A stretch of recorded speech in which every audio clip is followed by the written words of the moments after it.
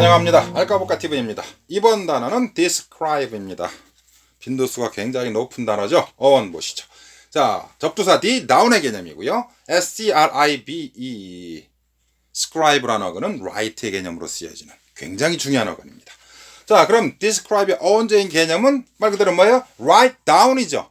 자, write down 일반 문장 속에 그냥 쓰여지면 어떻게 해석이 들어가죠? 써내려가다. 그렇죠? 써내려가다. 이런 의미로 해석이 나오죠. 그러니까 write down이라고 하는 우리가 일반적으로 사용하는 이 표현을 한 단어로 묶어놓은 것이 describe라고 보시면 됩니다. 자, 써내려가는 게 뭐예요? 기술하거나 서술한다는 얘기잖아요. 그것이. 뭘 써내려간다는 얘기죠. 기술이나 서술이. 그러니까 쭉 순서대로 쭉 써내려가는 건 결국은 뭐가 돼요? 그건 묘사한다는 말도 가능해요. describe. 그렇죠? 자, 그래서 describe의 개념은 write down의 개념이 되는 건데요. 자, 그럼 SCRIB라는 어근에 대해서 한번 더 살펴보시죠. 중요한 어근이에요. 자, 첫 번째 단어 scribble이 나오는 scribble. 자, 이거는 쓰긴 쓰는데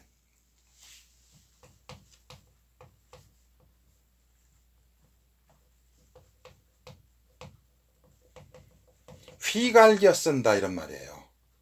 휘갈겨 쓴다. 그렇죠?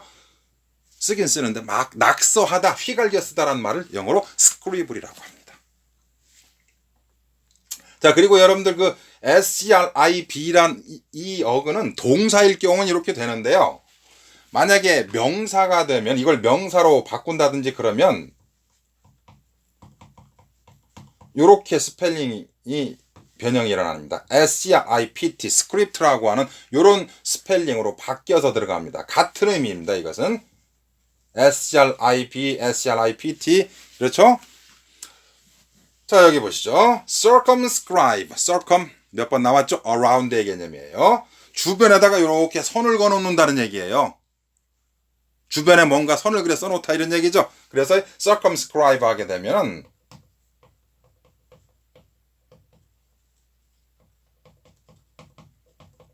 한계를 정해놓다란 뜻이에요. 주변에 선을 그어놓는다 이런 뜻이거든요. 자, 그 다음에 conscript 중요한 단어죠. 자, conscript는 뭐겠어요? 모든 사람들을 다 명부에다가 적어 놓는다는 개념인데 특히 어떤 사람의 명부를 적는 거예요? 군인들의 이름을 적어 놓는다는 얘기죠. 그래서 이것은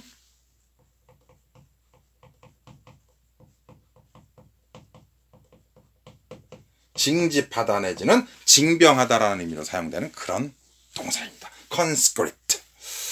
자, inscribe. 이는 into의 개념이죠. 그러니까 뭐예요? 써놓다. 안에다가 새겨놓다 이런 뜻의 말 그대로 갑니다. 그래서 비석 같은 데 보면은 이렇게 파내잖아요. 글씨를. 그걸 새긴다고 그러죠. 그래서 이 inscribe는 새겨놓는다 그래. 말 그대로 새기다 이런 뜻이에요. 비석 같은 것을 새기다. 자, 그리고 inscription 하면 새겨놓은 것. inscribe의 명사 형태입니다. 그래서 inscription 그러면 새겨놓은 것. 그래서 비문이라는 말로 쓰게 되는 거예요. inscription. 자, 비문 그러면 inscription이라는 표현도 많이 쓰지만 여러분들 혹시 이 단어 들어보셨나 모르겠는데요.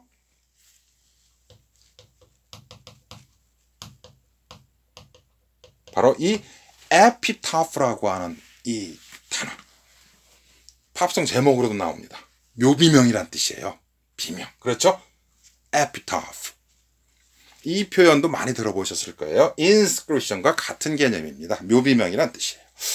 자, 그 다음에 manuscript. 이 MANU로 연결되는 어근은 hand, 손이란 개념으로서 뭘 만든다든지 이런 때 주로 많이 사용됩니다. manufacture에서 쉽게 볼 수가 있죠. 자, 그래서 이거는 manuscript라고 하는 손으로 써놓은 것 이런 뜻의 말인데요. 손으로 다시 써놓은 것이라는 개념이 되면서 manuscript는 사본이라는 뜻이 됩니다. 사본. 사본하면 여러분들 금방 머릿속에 떠오른다라고 뭐가 있어요? 카피 있죠? 카피. 카피와 같은 개념이라고 보시면 돼요. 자, 근데 postscript. 자, post는 after의 개념이죠. 자, postscript니까 뒤에, 후에 써 넣는 것 이런 뜻이니까 이건 뭐가 돼요? 바로 추신이라는 의미가 되는 거죠. 자, 여러분들 PS라고 하는 요 머리 글자만 가지고 보통 써놓잖아요. PS. 그렇죠? postscript를 줄여서 PS라고 하는 거예요. 추신. 그렇죠? 어떤 글을 다 쓰고 나서 맨 밑에 조금 더 덧붙이는 말을 추신이라고 하죠. 자, 그 다음에 prescription. pre는 before의 개념이에요. 그렇죠? 그러니까 미리 먼저 써놓는 것 이런 뜻이 되면서 이것은 처방 내지는 처방전 있죠. 약의 처방전. 그러니까 약을 만들기 전에 미리 써놓는 것 이런 뜻의 말이죠. 이게 처방전이잖아요. prescription이라고 합니다. 자, 그 다음에 subscribe라고 하는 거예요. sub은 under의 개념이거든요. 그러니까 밑에다가 써놓다. 자, 밑이라고 하는 거 보세요, 여러분들. 어떤 서류 같은 게 있으면은 항상 기명 날이 나는 부분은 어디에 있어요? 이 under, 그렇죠? 이 밑에 부분에다가 자기 이름을 써 넣는다. 그래서 기명 날인하다라고 해서 서명하다라는 뜻이에요. 이해되시죠? 밑에 써 넣는다는 것이 자신의 이름을 밑에다가 써 넣는다. 서류 같은데 밑에다가 계약서 같은데 써 넣는다. 이런 식의 말이 subscribe예요. 그리고 계약하거나 이런 것들은 다 subscribe가 되는 거예요. 그래서 실제로 이건 지금 간단하게 여기만 써놨지만 나중에 subscribe 같은 단어들은 타이틀어로 가면 더 자세한 얘기가 되는데요. 잠깐 조금만 더 소개해드리면 원래는 기부하다. 기부하기로 서명하다 이런 뜻의 말이에요. 그러니까 기부하겠다라고 자기가 서명하는 거거든. 이것도 서명하는 거잖아요. 그래서 기부하다, donate와 같은 그런 동사로도 될 수가 있겠고요. 더 나아가서는 여러분들 왜 어떤 잡지 같은 걸 구독하는 것도 subscribe라고 합니다. 자, 구독하기 전에는 이미 그 전에 먼저 나는 뭐 얼마만큼 동안 얼마 기간 동안 나는 이거를 보겠습니다라고 해서 계약서에 이렇게 서명을 하죠. 이 서명하는 것이 결국 뭐예요? 그렇죠. 구독한다고 서명한다는 거예요. 예비 구독 서명을 하는 거예요. 그래서 기본적인 subscribe의 이 기본 개념은 서명하다라는 말로서 다 정리가 돼요. 그렇죠? 자, subscribe나 describe나 under, down 비슷하죠? 그런데 describe는 써 내려간다는 개념이고 subscribe는 밑에다가 서명을 한다는 말로 의미가 조금씩 차이가 남을 볼 수 있죠. 자, 그런 정도 차이를 둡니다. 자, 그러면 이 subscribe라고 하는 이 단어가 여러분들하고도 굉장히 밀접한 연관을 가지고 있죠. 자, 이거 조금만 더 써드리면 명사 형태, 조금 눈치 빠르신 분들은 이걸 왜 써드렸는지 또 눈치채신 분들도 있을 것 같은데요. 자, subscription 그러면 기부란 말도 가능해지고요. 서명이란 말도 가능해져요. 근데 심지어는 구독이란 말도 subscription이 되는 거예요. 그래서. 그리고 subscriber 그러면 당연히 기부자란 말도 가능하겠고요. 서명하는 사람, 서명자도 가능하겠고 구독자도 가능해집니다. 지금 이 강의를 듣고 있는 여러분들은 구독자가 돼 있는지 안 돼 있는지는 모르겠습니다만 강의를 드리는 제 입장에서 볼 때는 여러분들이 subscriber가 되면은 상당히 좋겠죠. 그렇죠? subscription도 꼭 하시는 게 좋을 것 같고요. 그렇죠? 자, 바로 그 단어예요. 구독자. 그렇지? 구독. 그런 의미예요. subscribe. 구독하다. 이해되시죠? 서명하다의 기본 틀을 가지고 그런 의미까지 연결이 되어 있습니다. 자, 여담이었네요. 자, 그러면 describe의 동의어에 대해서 한번 몇 가지 살펴봅시다.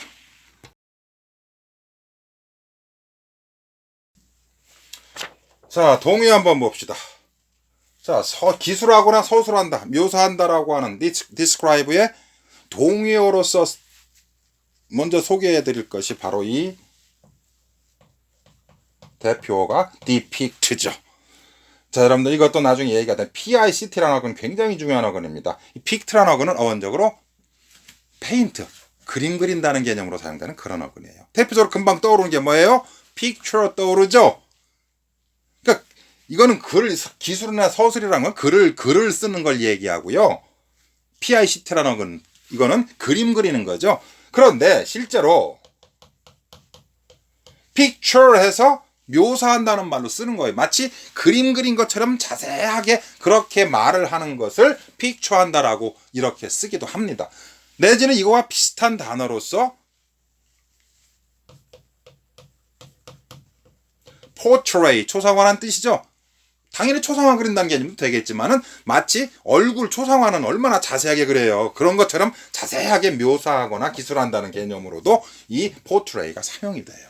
그래서 picture, portray, depict 다 페인트와 연관이 돼버리죠. 어쨌거나 글씨나 그림은 그래도 쓰는 거잖아요. 펜 가지고 쓰는 거죠. 그렇죠? 자, 하나 가장 난이도가 높은 단어를 소개해 드리려고 그러는데요. 자, 이 단어는 난이도가 상당히 높죠. delineate라고 하는 단어예요. delineate. 쉽게 보시기는 어려울 거예요. delineate. 묘사한다, 서술한다는 그런 난이도가 가장 높은 단어라고 보여지는데, 뭐 보통 depict란 단어를 이 동의어로 많이 처리를 주는데 요런 정도를 정리해 드릴 수가 있겠고요. 자, 여기 CF 부분에 보시면은 narrate란 단어가 있죠. narrate. 자, 이건 narrate라고 하는 것은 명사 형태는 여러분들 많이 들어본 거죠. 그렇죠. narration. 나레이션이라고 하는 거예요. 그러면 이 narrate라고 하는 것은 정확히는 어떤 의미냐? 묘사하긴 묘사를 하는데요. 자세하게 묘사를 하긴 하는데 이거는 글로 쓴다는 개념보다는 뭐가 많아요? 입으로 말을 한다는 개념이 강한 거죠. 그렇죠? 이해되시죠? 묘사를 하긴 하는데 글로 써서 묘사할 수도 있는 것이고 입으로 말로써 묘사할 수가 있는 거잖아요. 그렇죠. 그래서 정확히는 묘사한다는 말로 이 narrate도 동요로 쓸 수는 있겠지만 굳이 차이점을 두기 위해서 따로 빼놨는데요. 이 narrate는 그래서 어떠한 일이나 사건 같은 것을 순서대로 말하다 정도의 동사 내지는 이야기하다 이런 의미의 동사가 되는 거잖아요. 그러니까 이 describe는 정확히 write 개념이기 때문에 그래서 동의어로 쓸 수는 있겠지만 묘사한다는 말로 쓸 수는 있겠지만 따로 빼서 설명을 한번 드려봅니다. 자, 이 정도면은 동의어는 정리가 될 것 같고요. 자, 그럼 파생어하고 중요어고 몇 가지 살펴봅니다.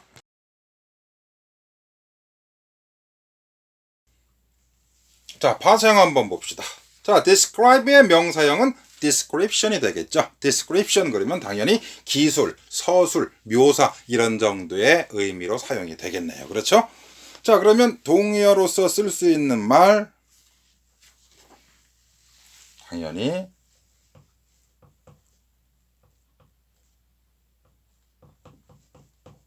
이 단어가 먼저 나오겠죠. depict의 명사 형태 depiction. 그렇죠? 그리고 delineation. 그렇죠? delineation. 단어가 굉장히 난이도가 높아요. 그리고 바로 앞에서 소개해드렸었던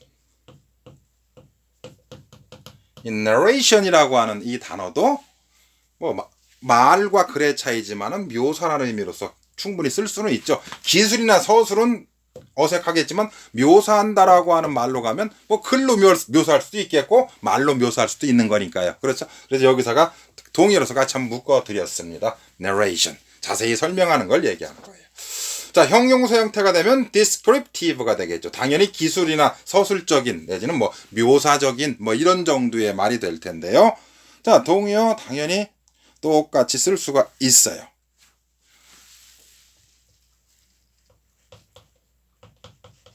그렇죠. depictive라고 쓰실 수가 있겠고요.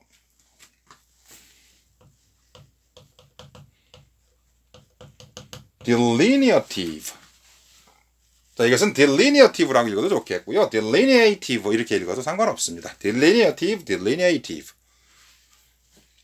자, 그리고 그렇죠. narrative, narrative. 묘사적인의 의미가 되겠네요. 자, 이 정도면은 정리가 되겠는데, 자, 그러면 영작 하나 해봅시다. 형언할 수 없는, 물론 한 단어로 쓸 수가 있어요.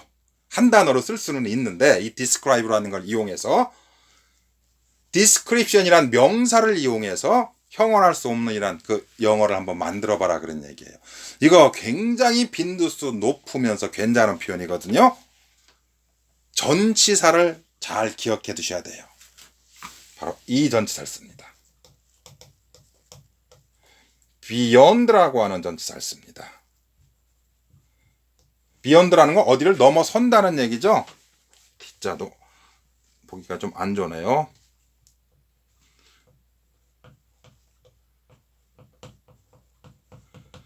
요렇게 처리합니다.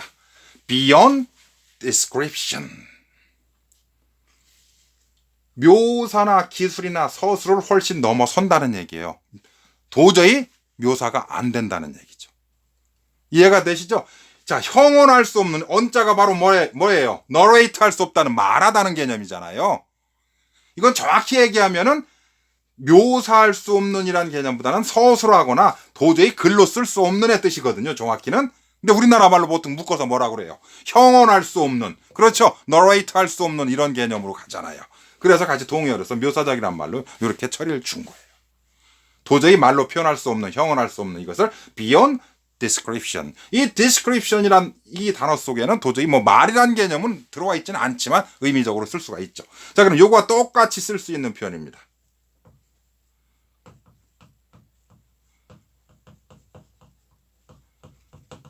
그렇죠? beyond expression. 도저히 표현을 할 수 없는, 내가 표현할 수 있는 그 한계를 beyond, 넘어서 버리는 이런 뜻이죠. 그래서 beyond description, beyond expression 굉장히 중요한 표현입니다. 이걸 한 단어로 쓰면은 이렇게 되는 거예요.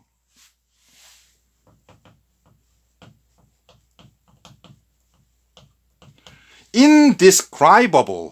describable 하게 되면 형언할 수 있는, 말 그대로 기술할 수 있는의 뜻이거든요. 앞에 이 부정형 접사 in을 집어넣으면 indescribable 하면은 도저히 기술하거나 서술할 수 없는 이런 뜻이 되는 거예요. 형언할 수 없는. 자, 그런데 indescribable 이렇게 표현하는 것보다는 beyond description 좀 더 있어 보이잖아요. 그죠? 마찬가지죠. 자, 똑같이